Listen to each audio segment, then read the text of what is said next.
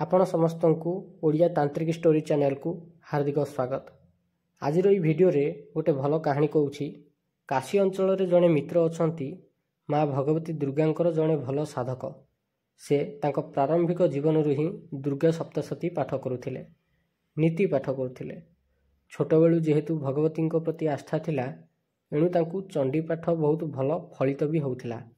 गोटे समय रे तांको पाखरे एभली सिद्धि आसी जाइथिला जे तांको सामना को जी भी आसुथिले तांको सह आगु कौन घटिबो ए कथा आभास होउथिला। समय क्रमे भल सरकारी चाकरी भी पाइगले।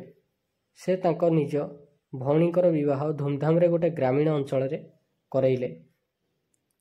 भल घर भल परिवार देखि विवाह करैले। विवाहर किछि मास परे तांको भौणी उनको उपरे शक्तिर आवेश होबाकु लागिला। तांको देह को स्पिरिट आसीबाकु लागिला। अधिकांश समय राति रे तांको केही माडी बसुथिबार लागे। प्रथमे प्रथमे एसबू को से इग्नोर करिदेले, हेले दिन को दिन एभली समस्या देखिबाकु मिलिला। समस्या बढ़िबाकु लागिला जे संभाळ हेलानी। दिने दिने तांको घरे निया लागि जाए। गोटे दिन दिन दीपहर समय रे असमय रे तांको घरे निया लागिगला। काहा घरे? से जो झियो जोठी बाहा हेइथिला से घरे निया लागिगला। आउ सेथरे गोटे बिराड़ी जलिकिरी मरिगला। से बिराड़ीटी जेहेतु तांको घरर पोषा बिराड़ी एणु सारा घर परिवार दुखरे भांगी पड़िले। किछि दिन जाइछि कि ना नहीं गोटे पारा उड़ी उड़ी आसिला आउ से झियर कोଳରେ पड़िकिरी छट छट होइकिरी मरिगला। एसबू ता सासू ससुर देखिकिरी आश्चर्य होइगले। आउ से मित्र को डकई ता हाथे भौणी को घर को पठेदेले। सेठी मित्र जेते भी सेटलमेंट करिया पई चाहिला ताहा करैदेले नाही, हेई पारला नाही। एणु से बाध्यरे नेकी घर को आसिला। 15 दिन जाइछि कि नहीं झियर स्वामी जी सी आसिला। जेहेतु से भल पिलाटी एणु सबु समस्यार समाधान करिया पई चाहिला, चिंता कला। किंतु गोटे कथा स्पष्ट जे जेबे मो मित्र निज घर को नेकी आसिला झियो 15 दिन जाए ता पाखरे रहिले, किंतु कौनसी सेमिति प्रकार शक्ति आवेश देखागला नाही। तथापि ता भितरे गोटे थर दुर्गा सप्तशती पाठ करैकिरी ताबिजी पिंधेकिरी पठेला। ता स्वामी सह शाशु घर को फेरिबार 5 दिन पर पुणी शक्ति आवेश होबाकु लागिला। कथावार्ता करी ता स्वामी जो गुरुंकर आश्रित होइतिले ताकु नेकिरी से गुरुंक पाखु गले। से गुरु जे तांकु अनेक प्रकार चक्रबंधन विद्या जଣା थिला। आउ जदि कहा शरीर में प्रेत प्रवेश करुथिला तेबे से स्पष्ट चक्रमंडल काटिकिरी से स्थान रे प्रेत को प्रत्यक्ष करई परथिले। आ लोक माने स्पष्ट से प्रेत को खाली आखिरे देखि परथिले।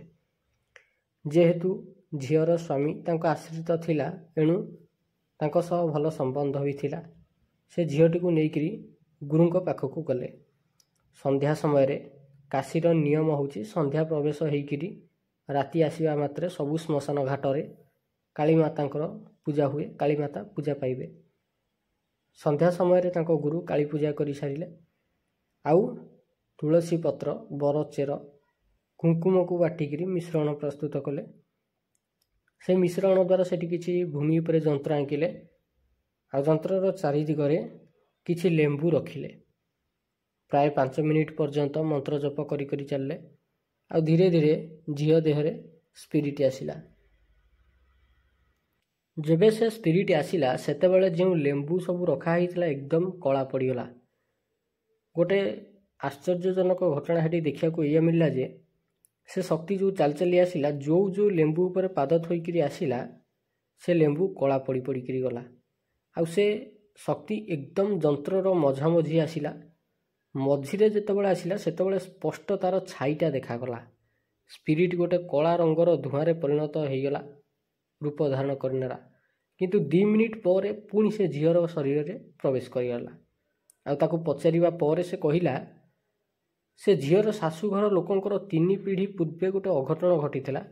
सेतेबेले से झीयर जो ससुर थिले ससुरंकर जेजे से थिले 4 भाई। ससुरंकर निज जेजे जीए सीए टिके ଅୟାସବାଜ ଲୋକ ଥିଲେ। ମଦ ଆଉ ନାରୀ ଧନ୍ଦା ତାଙ୍କର ପ୍ରମୁଖ କାମ ଥିଲା। ଅନେକ ନାରୀମାନଙ୍କର ସହ ସେ ଦୁଷ୍କର୍ମ କରିଥିଲେ। ସନ୍ଧ୍ୟା ହେଲା ମାନେ ମଦ ପିଇକିରି ଦୁଷ୍କର୍ମ କରିବାକୁ ଯାଉଥିଲେ।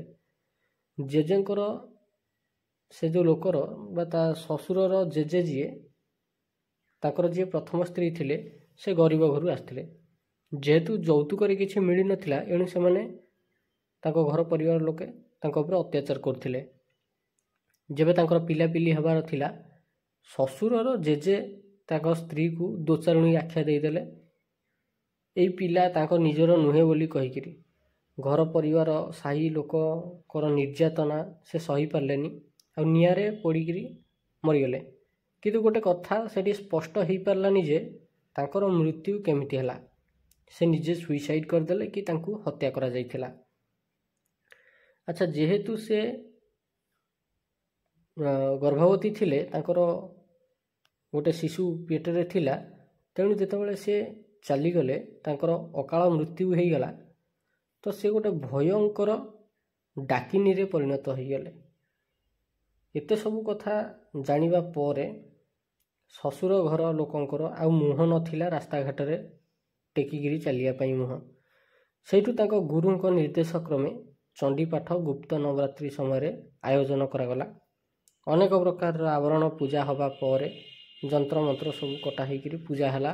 ସେଠି କ୍ଷେତ୍ରପାଳଙ୍କର ଗୋଟେ ସ୍ୱତନ୍ତ୍ର ପୂଜା କରାଗଲା, ଯଦ୍ୱାରା କ୍ଷେତ୍ରପାଳ ଶରୀରରେ ଆବେଶ ହେଲେ, ଆଉ କ୍ଷେତ୍ରପାଳ ସେ ସ୍ଥାନରେ ଉପସ୍ଥିତ ହେଇକିରି ସେ ଝିଅର ଶରୀରର ଚର୍ମ ଭିତରେ ଯେଉଁ ଲୁଚିକି ରହିଥିଲା ଡାକିନୀ ଶକ୍ତି, ପ୍ରେତାତ୍ମା ଶକ୍ତି, ତାକୁ ବାହାର କଲେ। ସେ ତ ପ୍ରେତାତ୍ମା ନୁହଁ, ପ୍ରେତାତ୍ମା ଠାରୁ 1000 ଗୁଣ ଅଧିକ ଶକ୍ତିଶାଳୀ ଡାକିନୀରେ ପରିଣତ ହୋଇଯାଇଥିଲେ। କ୍ଷେତ୍ରପାଳଙ୍କ ପାଇଁ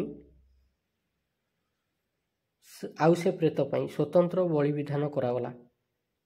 ଉଭୟଙ୍କୁ ବଳି ଦିଆଗଲା। ଆଉ କୁକୁଡ଼ା ବଳି ପଡ଼ିବା ପରେ ରକ୍ତର ଛିଟା ଯେବେ ଝିଅର ମୁହଁ ଉପରେ ପଡ଼ିଲା, ତା ମୁହଁର ରଙ୍ଗ ଏକଦମ କଳା ପଡ଼ିଗଲା। ଆଉ ସେ ଗୋଟେ ହାତ ଲମ୍ବାର ଜିଭ ବାହାର କଲା। ନିଜ ମୁହଁକୁ ସେ ନିଜ ଜିଭରେ ବୁଲେଇକିରି ଚାଟିକିରି ସଫା କରିଦେଲା। ନିଜ ମୁହଁ ଉପରେ ପଡ଼ିଥିବା ରକ୍ତକୁ ନିଜ ଜିଭରେ ଚାଟିକିରି ଏକଦମ ସଫା କରିଦେଲା। ଏସବୁ ଦେଖିକିରି ସେଠାକାର ଯେଉଁ ଲୋକ ଉପସ୍ଥିତ ଥିଲେ, ସେମାନେ ଏକଦମ ତାଜ୍ଜୁବ ହୋଇଗଲେ। ଆଉ ସାଙ୍ଗେ ସାଙ୍ଗେ ସେ ଝିଅ ବେହୋସ ହୋଇଗଲା। କ୍ଷେତ୍ରପାଳ ସେ ପ୍ରେତାତ୍ମାଟିକୁ ବା ସେ ଡାକିନୀଟିକୁ ଆସନ ତଳେ ବାନ୍ଧିକିରି ତା ଉପରେ ଆରୂଢ଼ ହେଲେ, ଆଉ ତାକୁ ସେ ସ୍ଥାନରୁ ନେଇଗଲେ। ଅଧିକାଂଶ ସମୟରେ ଲୋକ କ୍ଷେତ୍ରପାଳଙ୍କର ପୂଜା କରନ୍ତିନି, କିନ୍ତୁ କ୍ଷେତ୍ରପାଳଙ୍କର ଶକ୍ତି ବହୁତ ଅଧିକ।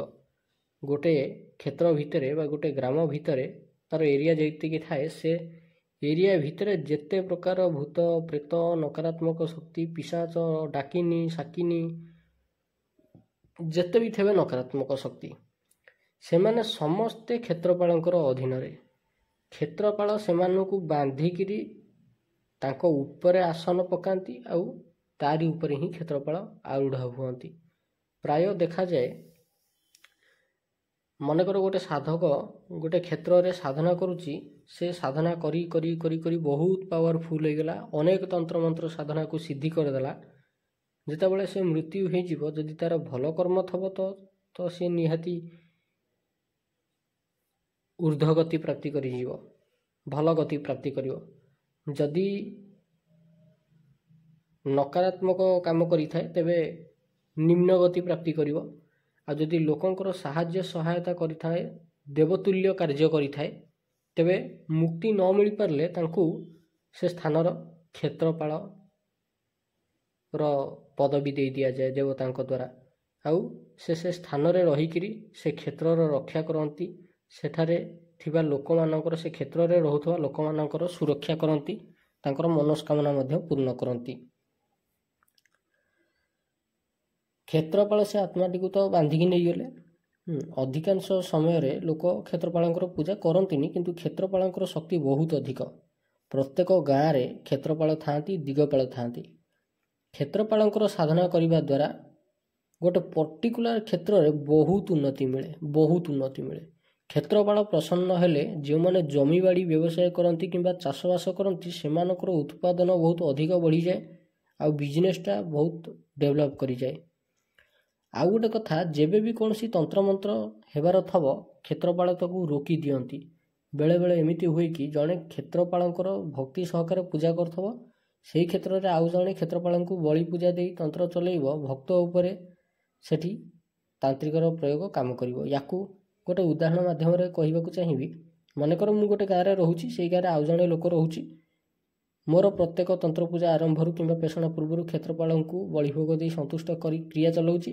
ଆଉ ଜଣେ ଭକ୍ତ ସେ ଡେଲି କ୍ଷେତ୍ରପାଳଙ୍କର ଭକ୍ତି ସହକାରେ ପୂଜା କରୁଛି। ତେବେ ସେଭଳି କ୍ଷେତ୍ରରେ ଯଦି କ୍ଷେତ୍ରପାଳ ପୂଜକ ଉପରେ ମୁଁ ତନ୍ତ୍ର ଚଲେଇବି ସେ ଗାଁ ଭିତରେ ରହିକି, ତେବେ ତା ଉପରେ ଚାଲିବ। କାରଣ ଏଠି ଭକ୍ତି ଅପେକ୍ଷା ତନ୍ତ୍ର କ୍ରିୟାକୁ ବେଶୀ ଗୁରୁତ୍ୱ ଦିଆଯାଏ ଶକ୍ତିମାନଙ୍କ ଦ୍ୱାରା। ଯଦି ମୁଁ ଅଲଗା ଗାଁରେ ରହିକିରି କ୍ଷେତ୍ରପାଳଙ୍କୁ ବଳିଭୋଗ ଦେଇକିରି ବି ତନ୍ତ୍ର ପ୍ରୟୋଗ କରିବି ସେ କ୍ଷେତ୍ରପାଳଙ୍କ ଭକ୍ତ ଉପରେ, ତେବେ ସେଠି ସେଇଟା କାମ କରିବ ନାହିଁ।